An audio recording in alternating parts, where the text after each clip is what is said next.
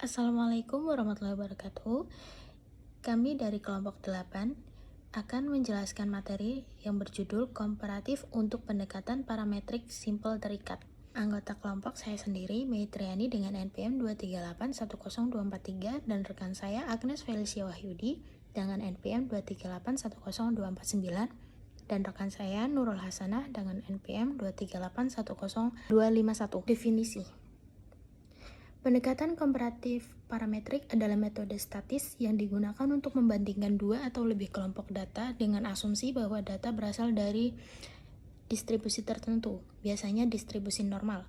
Tujuan utama dari metode ini adalah untuk menguji hipotesis apakah terdapat perbedaan signifikan antara rata-rata dua kelompok atau lebih. Dalam konteks sampel terikat, paired samples, pendekatan ini digunakan untuk membandingkan dua pengukuran yang dilakukan pada objek yang sama, individu yang sama, atau kelompok yang sama, tetapi pada waktu yang atau kondisi yang berbeda. Contohnya adalah mengukur kinerja siswa sebelum dan sesudah mengikuti pelatihan. Kemudian ada juga karakteristik sampel terikat. Yang pertama, ada ketergantungan data. Ketergantungan data dalam sampel terikat berarti bahwa pengamatan dalam satu kelompok, misalnya sebelum perlakuan, secara langsung berkaitan dengan pengamatan pada kelompok lain, misalnya setelah perlakuan. Ini terjadi karena dua kelompok data berasal dari subjek yang sama sehingga ada hubungan intrinsik antara data. Kemudian yang kedua, ada perbedaan sebagai fokus. Dalam analisis sampel terikat, perhatian utama terletak pada selisih antara pengukuran pertama dan pengukuran kedua untuk setiap pasangan data. Analisis dilakukan terhadap selisih ini, bukan pada nilai absolut dari masing-masing kelompok. Lalu selanjutnya, ada pengaruh variasi internal. Variasi internal mengacu pada perbedaan alami yang ada antara individu dalam sebuah populasi. Dalam sampel terikat, pengukuran pada subjek yang sama membantu mengontrol atau mengurangi dampak variasi ini. Kemudian, ada asumsi pendekatan parametrik untuk sampel terikat. Agar hasil uji valid, pendekatan ini membutuhkan asumsi sebagai berikut, yaitu yang pertama, normalitas selisih. Normalitas selisih adalah data selisih D harus berdistribusi normal. Yang kedua, ada data terikat. Data terikat adalah data dari kedua kelompok saling berkaitan atau bukan independen. Yang ketiga adalah skala data interval atau rasio. Kemudian ada juga kelebihan dari sampel terikat ini, yaitu yang pertama, efisiensi statistik. Menggunakan subjek yang sama mengurangi variabilitas antara individu. Yang kedua, ada kontrol variabel pengganggu, yaitu variabel yang mempengaruhi hasil dapat diminimaliskan karena subjek tetap sama. Kemudian ada juga keterbatasannya, yaitu yang pertama, ketergantungan normalitas. Hasil dapat bias jika asumsi normalitas tidak terpenuhi. Lalu yang kedua adalah keterbatasan generalisasi, yaitu hanya berlaku untuk pengukuran pada subjek yang sama. Kemudian yang ketiga adalah efek carryover, yaitu hasil dari pengukuran pertama dapat mempengaruhi pengukuran kedua. Prosedur pendekatan parametrik untuk sampel terikat. Metode parametrik yang paling umum digunakan untuk data sampel terikat adalah uji T untuk sampel berpasangan. Langkah-langkahnya adalah A. Menyusun hipotesis. Hipotesis 0 atau HO, tidak ada perbedaan rata-rata antara pengukuran pertama dan kedua. Hipotesis alternatif atau HA, terdapat perbedaan rata-rata. B. Menghitung selisih. Selisih D dihitung untuk setiap pasangan data. DI sama dengan XI1 dikurangi XI2, di mana XI1 adalah nilai pertama dan XI2 adalah nilai kedua dari individu ke I.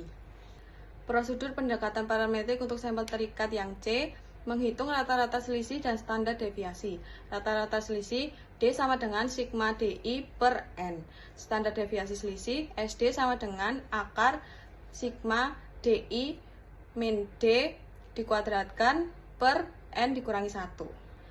Untuk yang D, menghitung statistik uji. Statistik uji T dihitung menggunakan formula T sama dengan D per SD per akar N, di mana N adalah jumlah pasangan data. E. Membandingkan dengan nilai kritis. Bandingkan nilai T dengan nilai kritis dari tabel distribusi T dengan derajat kebebasan.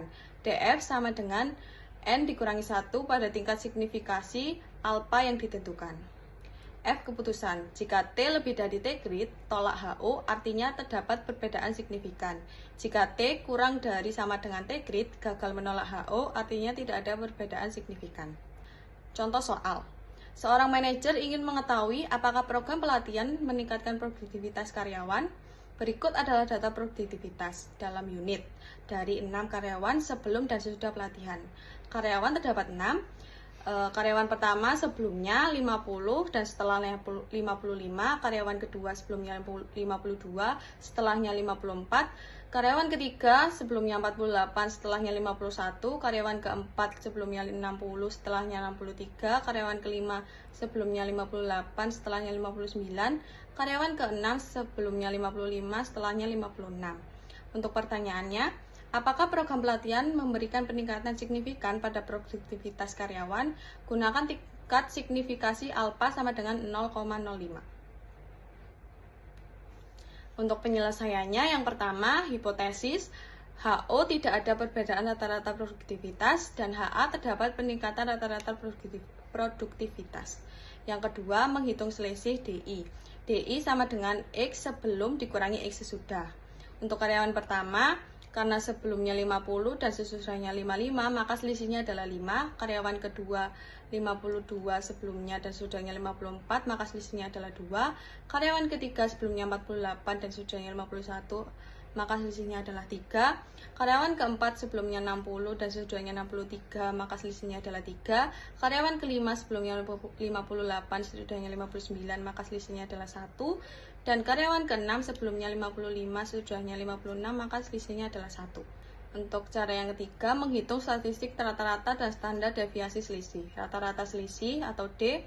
D sama dengan sigma DI per N sama dengan min 5 ditambah min 2 ditambah min 3 ditambah min 3 ditambah min 1 ditambah min 1 per 6 sama dengan min 15 per 6 sama dengan min 2,5.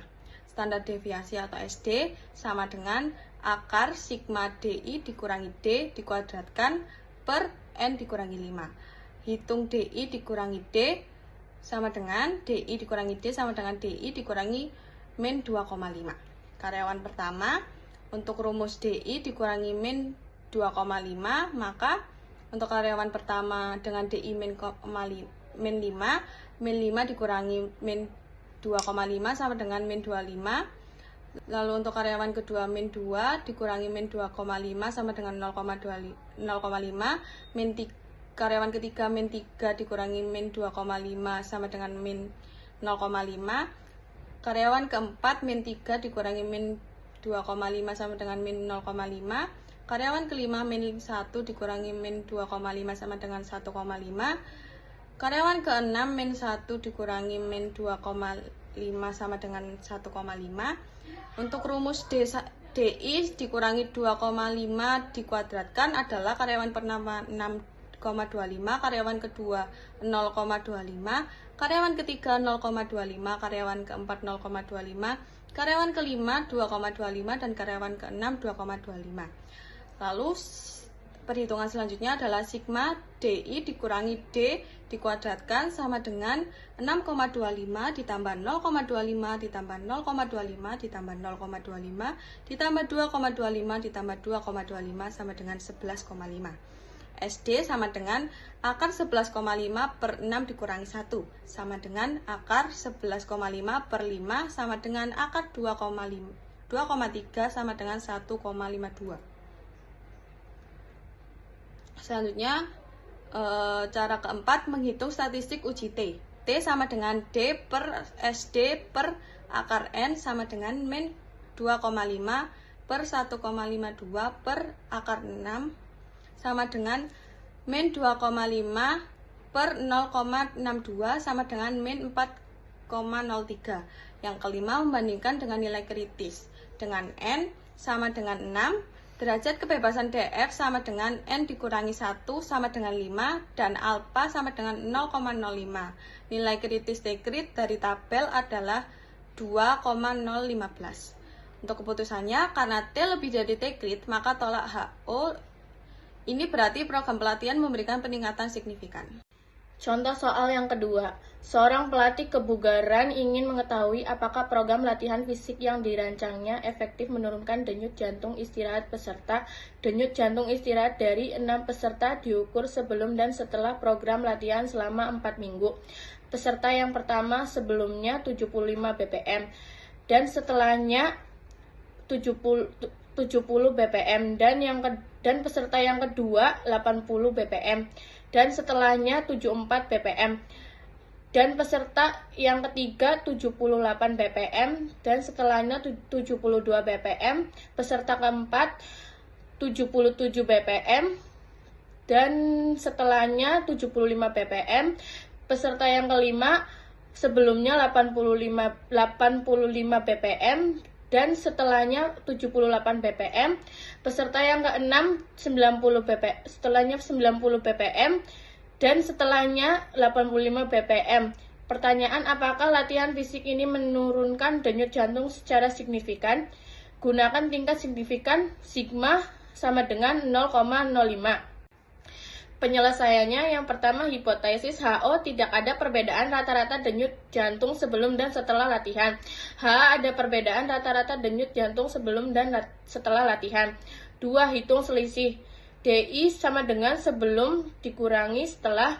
Peserta yang pertama sebelumnya 75 dan setelahnya 70 dan selisihnya 5. Peserta yang kedua sebelumnya 80 dan setelahnya 74 dan selisihnya 6. Peserta yang ketiga sebelumnya 78 dan setelahnya 72 dan selisihnya 6. Peserta yang keempat 77 dan setelahnya 75 dan selisihnya 2. Peserta yang kelima sebelumnya 85 dan setelahnya 78 dan selisihnya 7. Peserta yang keenam sebelumnya 90 dan setelahnya 85 dan selisihnya 5. Penyelesaian yang ketiga, rata-rata selisih D sama dengan sigma DI per N sama dengan 5 plus 6 plus 6 plus 2 plus 7 plus 5 per 6 sama dengan 31 per 6 sama dengan 5,17 standar deviasi selisih. Hitung DI dikurangi D dan dikuadratkan. Peserta yang pertama 5 dikurangi 5,17 sama dengan 0,17. Peserta yang kedua 6 dikurangi 5 per 7,17 sama dengan 0,83. Peserta yang ketiga 6 dikurangi 5,17 sama dengan 0,83. Ya, peserta yang keempat 2 dikurangi 5,17 sama dengan min 3,17. Peserta yang kelima 7 dikurangi 5,17 sama dengan 1,83. Peserta yang keenam 5 dikurangi 5,17 sama dengan min 0,17 dan hasilnya 0,0289 dan peserta yang kedua 0,889 dan peserta yang ketiga 0,889 dan peserta yang keempat 10,0489 dan peserta yang kelima 3,3489 dan peserta yang terakhir 0,0289.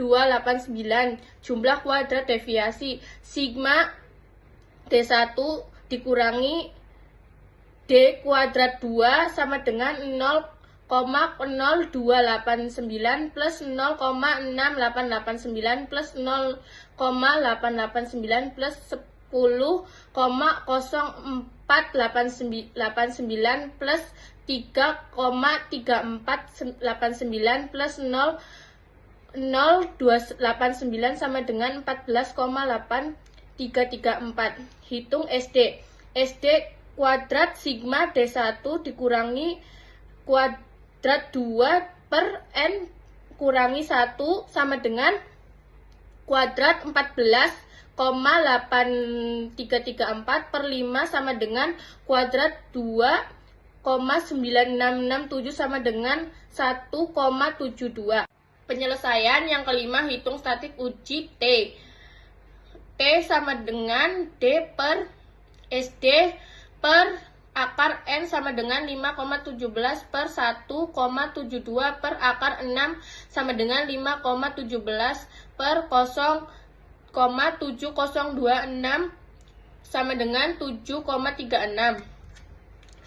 Yang keenam, tentukan nilai kritis. Yang pertama, derajat kebebasan DF sama dengan N dikurangi 1 sama dengan 6 dikurangi 1 sama dengan 5. Dari tabel T untuk alfa sama dengan 0,05 dan DF sama dengan 5, nilai kritis adalah T kritik sama dengan 2,571.